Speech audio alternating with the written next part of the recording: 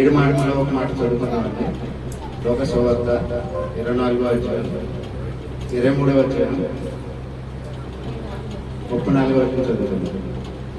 యేసు, తండ్రి వీరేం చేయుచున్నారో వీరు ఎరుగరు కనుక వీరిని క్షమించమని చెప్పారు. వారు ఆయన వస్త్రములు పంచుకొనుటకై చీట్లు వేసి దేవుడి వాక్యం దీవించిన కాక. ఆమేన్.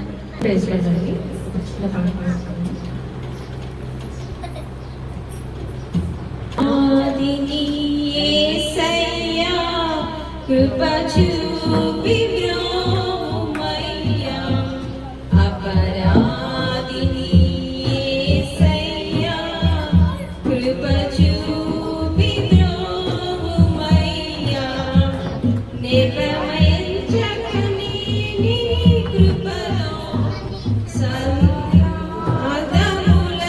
క్షమించు, నిర్భయించకని నీ కృపలో అపరాధములను క్షమించు, అపరాధిని యేసయ్యా కృప చూపి బ్రోమయ్యా, ఘోరంబుగా దూరితిని నేరంబులను చేసితిని, ఘోరంబుగా దూరితిని నేరంబులను చేసితిని, క్రూరుండనై గొట్టితిని, మోకంబు పాపిని దేవా, క్రూరుండనై గొట్టితిని,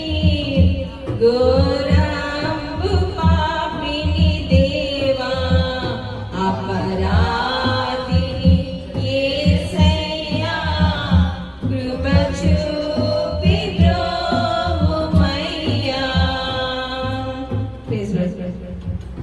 చిన్న ప్రార్థన చేసుకుంటాం. స్తోత్రం స్తోత్రం స్తోత్రం. పరిశుద్ధ పరిశుద్ధ పరలోక తండ్రి నాయన, ఈ నాయన ప్రభా ఈ శుభ శుక్రవారం రోజున నాయన ప్రభా మమ్మల్ని ఇక్కడగా చేర్చుకొని నీ సన్నిధులనైనా ప్రభా నీ 7 మాటలను నాయన స్మరించుకొని చుండగా తండ్రి నాయన, ఈ మా మధ్యన మీరుండి నాయన ప్రభా మాతో మాట్లాడించింది తండ్రి. మాట్లాడుతున్న నాకు తండ్రి నాయన ప్రభా చక్కటి జ్ఞానం ఇవ్వండి తండ్రి ప్రభా. నాలోనైనా ప్రతి మాటనైనా నువ్వే పలికించండి తండ్రి. నేను చెప్తున్న ప్రతి మాటనైనా ప్రభా వారి వినేటట్టుగా వారికి చక్కటి శ్రద్ధనివ్వండి తండ్రి. విడిచిపెట్టకుండానైనా ప్రభా నేను చెప్తున్న మాటలనైనా ప్రభా అనుసరించేటట్టుగా వారి తలంపులనైనా ప్రభా సరిచేసి తండ్రి నైనా ప్రభా. మొదటి మాటని నైనా ప్రభా నన్ను చెప్పమని నాయన మీరు ప్రణాళికలో ఉంచినందుకే స్తోత్రం తండ్రి నాయన. ఇదిగో తండ్రి ఇప్పుడు నాయన ప్రభా చెప్పుచుండగా నైనా ప్రభా చక్కగా చెప్పే తలంపులను నాకు కూడా అనుగ్రహించమని, నేను చెప్తున్న ప్రతి మాటలు నైనా ప్రభా మీరే పలికించి ఆయన ముందుకు నడిపించమని యేసునామమున పెరడుకుంటున్నాను. ఆమేన్. ఈ శుభ శుక్రవారం రోజున మొదటి మాటను నాయన దేవాది దేవుడు నాకు అనుగ్రహించినందుకు దేవాది దేవునికి వందనాలండి. వాక్యాన్ని ఒకసారి లోక సువార్త 24వ అధ్యాయం 34వ వచనం, 23వ అధ్యాయం 34వ వచనం. యేసు, తండ్రి వీరేమి చేయుచున్నారో వీరెరుగరు గనుక వీరిని క్షమించమని చెప్పాను. దేవాది దేవుడు ఆయన నరరూపుగా వచ్చిన తర్వాత ఆయన 33 సంవత్సరాలు ఆయన జీవితం గడిచారండి. ఆ 33 సంవత్సరాలు 3.5 సంవత్సరాలు ఆయన పరిచయం చేశారు. ఆ పరిచయం చాలా అద్భుతాలు, ఆశ్చర్య కార్యాలు, స్వస్థతలు అలా చాలా చేసుకుంటూ వచ్చారు.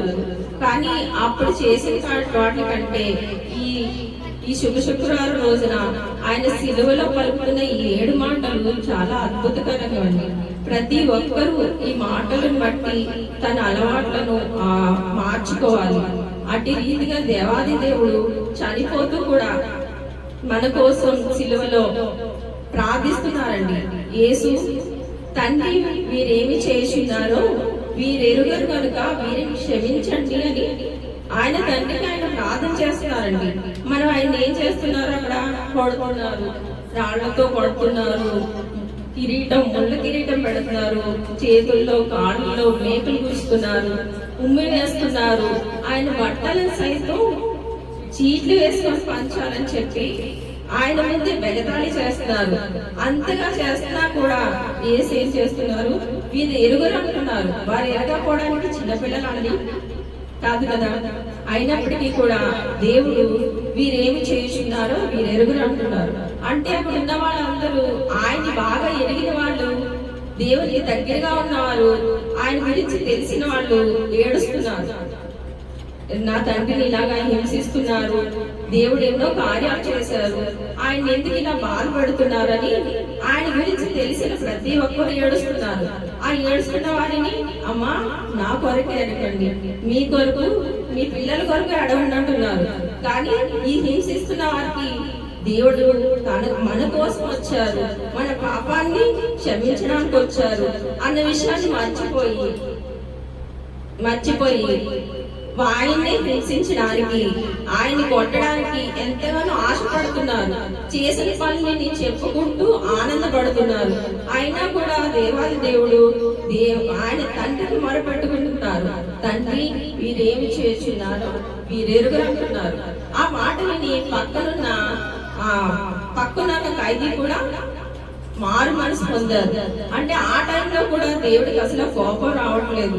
ఎందుకంటే ఆయన మనల్ని పాపాలను క్షమించడం కోసం ఆయన శిలువ యాజ్ఞను ఎక్కారు. ఆయన రక్తాన్ని బలిగా మన కోసం పెట్టారు. అందుకని చెప్పి దేవుడు ఎంతగానో మనల్ని ప్రేమిస్తున్నారు అన్న మాటని అక్కడ ఉన్న ప్రతి ఒక్కరికి తెలియక ఆయన ఎంతగానో హింసిస్తున్నారు, బాధపడుతున్నారు, చాలా చాలా ఘోరంగా వెగతాళి చేస్తున్నారు, ఉమ్మి వేస్తున్నారు. అయినప్పటికీ కూడా ఆయనకి కోపం అనేది రావటం లేదు. ఇంకో వచనం చదువుతానండి, మత్తయి సువార్త 6వ అధ్యాయం 5వ అధ్యాయం 44వ వచనం. నేను మీతో చెప్పినదేమనగా, మీరు పరలోకమందున్న మీ తండ్రికి కుమారులై ఉండినట్లు మీ శత్రువులను ప్రేమించుడి, మిమ్మల్ని హింసించు వారి కొరకు ప్రార్థన చేయుడి. ఇక్కడ ఏం చెప్తారండి, మీ శత్రువులను ప్రేమించమంటున్నారు, మీరు హింసించిన వారి కోసం ప్రార్థన చేయమంటున్నారు. అలా మనం చేయగలుగుతున్నామండి? చేయలేకపోతున్నాం. మనల్ని ఎవరైనా హింసిస్తే మన ప్రార్థన ఎలా ఉంటుంది? దేవా వాళ్ళు అలా అయిపోవాలి, ఇలా అయిపోవాలి, వాళ్ళు ఇలా ఉండకూడదు, ఆనందంగా ఉండకూడదు అని ప్రార్థన ఉంటుంది. మనం మనుషులుగా ప్రార్థిస్తే అలా ఉండకూడదని మన దేవాది దేవుడు చెప్తున్నారు. ఎందుకంటే ఆయన బిడ్డలం, ఆయన మలుచుకున్న బిడ్డలు ఎంతో ఇష్టపడి చేసుకున్నారు. ఆయన మట్టితో మనల్ని ఎంతో ప్రేమగా ఆయన రూపంలో సృష్టించారు, ఆయన చేతిలో చెక్కుకున్నారు. అలానే ఆయన ఎలా నడుచుకున్నారో అట్టి రీతిగానే మనం కూడా నడుచుకోవాలని ఆశపడుతున్నారు. ఆయన ఇచ్చిన ఆజ్ఞలు 10 ఆజ్ఞల్లో ఒకటి నిన్ను వలె నీ పొరుగువాని ప్రేమించాలని. ఆ ప్రేమ మనం ప్రతి ఒక్కరూ కలిగి ఉండాలని ఆయన ఆశపడుతున్నారు. మనం ఎప్పుడు స్వార్థంగానే ఉంటున్నాం. ఎన్ని శుక్రవారాలు మనకు వచ్చినా, ఎన్ని ఈస్టర్స్ జరిగినా, ఎన్ని కార్యాలు వచ్చినా దేవుడి సాక్ష్యాలు చెప్తాం కానీ వాటిని ఆచరించలేకపోతున్నాం. ఆయన మాటలను ఆచరించే విధంగా ఆయన ఉండాలని ఆశపడుతున్నారు. మనం అట్టి రీతిగా ఉంటే దేవాది దేవుడు ఎంతగానో ఇష్టపడతారు. ఆయన పరలోకానికి మనం చేరాలంటే శత్రువులను ప్రేమించాలి, వారిని హింసించిన వారి కోసం మనం ప్రార్థన చేయాలి. అలా ఉండాలని దేవాది దేవుడు ఎంతగానో మనని అడుగుతున్నారు. మనకి ఇది ఆజ్ఞ కాదండి, అడుగుతున్నారు ఆయన. నేను మీకోసం వచ్చాను, మీకోసం నేను ప్రాణం పెట్టాను, బలియాగం అయ్యాను, అలానే మీరు కూడా బలియాగం కాగక్కర్లేదు, నా ఆజ్ఞను పాటిస్తే చాలా అంటున్నారు. మనం క్రైస్తవులుగా నేర్చుకోవాల్సింది మనం ఎదుటి వాళ్ళను ప్రేమించాలని. అలానే గాంధీ గారు ఉన్నారు, ఆయన ఏంటి బైబిల్ చదివారంట. బైబిల్ చదవడం వల్లే ఆయన్ని గాంధీ గారు అని కానీ ఏం వస్తుంది? అహింసావాదం. ఎందుకు? కుడి చెంప కొడితే ఎడం చెంప చూపించాలి. అలా ఉన్నారని ఆయన బైబిల్ చదివి నేర్చుకున్నారంట. అట్టి రీతిగానే ఆయన హింస వెనుకున్న అహింసతోటి ఆయన స్వతంత్రాన్ని జయించగలిగారు. అలానే మనం కూడా హింసకు వెళ్ళకుండా అహింసతో ముందుకు వెళ్ళాలి. మనం ప్రతి ఒక్కరి కోసం ప్రార్థన చేయాలి. అంటే మన కోసం తెలియని వాళ్ళు మనం తిడతారు, తిట్టుకుంటారు, గొడవలు పడతారు, చాలా చేస్తారు. అప్పుడు మనం ఏమనుకోవాలంటే దేవుడు ఏం చెప్పారు, ఎంత శ్రమ పడుతున్నా దేవుడు అంటున్నారు వారు ఏమి చేయించున్నారో వారి ఎరుగురు కనుక వారిని క్షమించండి అంటున్నారు.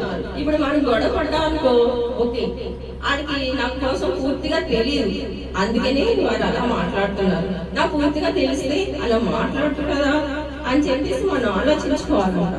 ఆలోచించుకుంటే వారి కోసం ప్రార్థన చేయాలంట.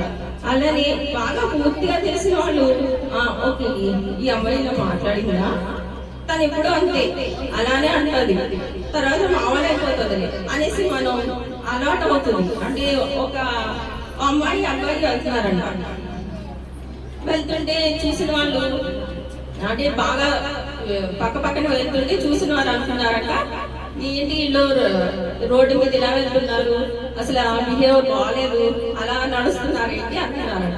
ఆ పక్క ఊర్లో వాళ్ళే అంటున్నారట, ఈ మన ఊర్లో వాళ్ళే కదా, మన ఊరి వాళ్ళే అని చెప్పేసి వెళ్ళిపోయారంట. పక్క స్ట్రీట్ వాళ్ళు అంటున్నారంట, ఈ పక్క స్ట్రీటే కదా వీళ్ళది, ఇక్కడే కదా ఉంటారు అంటున్నారు.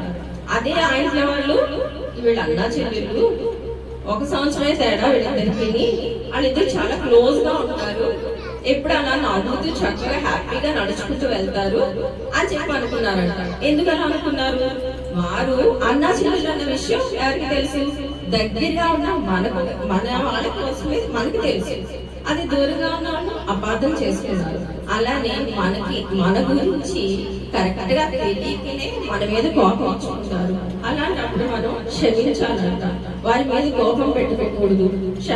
క్షమాపణ కొరకు వారి మారు మనసు కోసం మనం దేవుడిని అడిగి వేడుకోవాలంట. అలానే ప్రవీణ్ పగడాల గారు ఉన్నారు, వారు చనిపోయారని అందరికీ తెలుసు, ఎలా చనిపోయారో తెలుసు.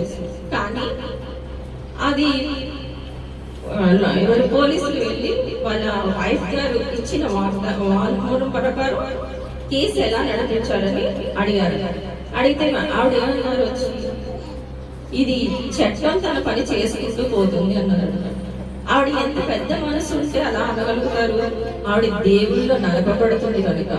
అంతలాగా భర్త చనిపోయినా ఎవరి మీద కోపడకుండా, ఎవరి మీద కేసు పెట్టకుండా కేవలం ఒకే ఒక మాట చెప్పి వెళ్ళిపోయారంట, చట్టం తన పని చేసుకుంటూ పోతుందని.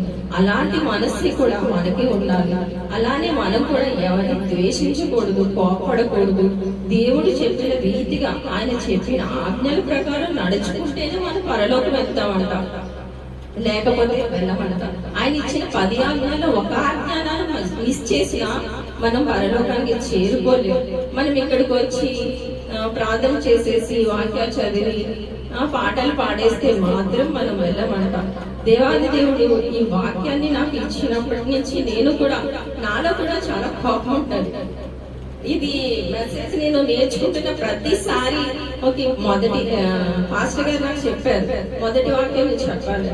మొదటి వాక్యం ఇచ్చారంటే ఇన్ని వాక్యాలు ఉండగా మొదటి వాక్యం ఫస్ట్ నాకు చాలా షివరింగ్ వస్తుంది, ఎవరో 2-3 వెళ్ళిపోతే నేను దాన్ని చూసి ఫాలో అవ్వచ్చు అని చెప్పి అనుకున్నాను. కాదు నువ్వు మొదటి వాక్యం చెప్పాలంటే చెప్పలేను అది అంటే, లేదు అక్క నువ్వు చెప్పగలవు. ఇంకా ఆయన చెప్పిన వాటికి ఇంకా ఫాలో అయిపోరు కదా, లేకపోతే పాస్టర్ గారు ఊరుకోరు. ఓకే అమ్మ నేను చేస్తాను చెప్తాను అనేసి అని చెప్పాను. నువ్వు చెప్తా అన్నా కానీ నేను ఈ వాక్యాన్ని స్మరిస్తున్న మెసేజ్లు వింటున్న రిఫరెన్స్లు చూస్తుంటే క్షమాపణ అంటే నీ గురించి తెలియని వాళ్ళు ఇలా కోపడతారు, నీ గురించి ఇలా అనుకుంటారు, వాళ్ళకి క్షమించు అని చెప్పేసి ప్రతిసారి అదే మాట వస్తుంటే నాకు నిజంగా నాకు చాలా కోపం అండి. నేను కొంచెం చిన్నప్పటి నుంచి కొంచెం గారాబంగా పెరిగాను, అందుకని కొంచెం నేను చాలా కోపడతాను. అంటే నేను కరెక్ట్ గా ఉంటాను, అలాగే అందరూ ఉండాలని ఆశపడతాను, అంతే తప్ప వాళ్ళు లైఫ్ అదేమి అంత కోపం ఉండదు నాకు. అందుకని చెప్పేసి అది కూడా ఉండకూడదు, అసలు నీలో కోపమే ఉండకూడదు. అని ఈ వాక్యం ద్వారా దేవుడు నాతో ప్రతిరోజు ఆయన వాక్యం ఇచ్చిన కానించి ప్రతిరోజు నేను వింటూ ఉన్నాను రిఫరెన్స్. ఆ ప్రతిరోజు కూడా నాలో మార్పు రావడం జరుగుతుందండి. ఇది దేవాది దేవునికి వందనాలు. ఈ వాక్యాన్ని నాకే ఇచ్చారు. ఫస్ట్ నువ్వు నేర్చుకో, తర్వాత వాళ్ళకి చెప్పు అని చెప్పేసి దేవాది దేవుడు ఫస్ట్ నన్ను సరి చేసుకోమని నాకు ఇచ్చారండి. నేను మీ అందరికీ చెప్పగలుగుతున్నాను, నిజంగా మార్పు మనం అలా క్షమించే గుణం వస్తే అందరికీ నచ్చుతాము, అందరిలోనూ ఉంటాం. నిజంగా దేవాది దేవుని కృప వల్ల నేను అందరికీ నచ్చుతాను. అలానే అందరికీ నచ్చేటట్టుగా ఉండాలి, ఇంకా ఎక్కువ దేవుళ్ళో ఉండాలి, క్షమాగుణం కలిగి ఉండాలని దేవుడు నాకు ముందుగా టెస్ట్ మని పెట్టారండి. నేను దాంట్లో పాస్ అయ్యాను అనుకుంటున్నాను. మీరు కూడా అలానే అట్టి మనసు కలిగి ఉండండి. దేవాది దేవునికి దగ్గరగా ఉన్నాము, అందరూ పరలోకం చేరాలంటే క్షమాగుణం కలిగి ఉండాలి. ఈ చిన్న మాటలు మీకు అందరికి వివరించడానికి ఇచ్చిన సమయానికి దేవాదేవునికి వందనాలు, పాస్టర్ గారికి వందనాలు, విన్న ప్రతి ఒక్కరికి వందనాలు. Thank you.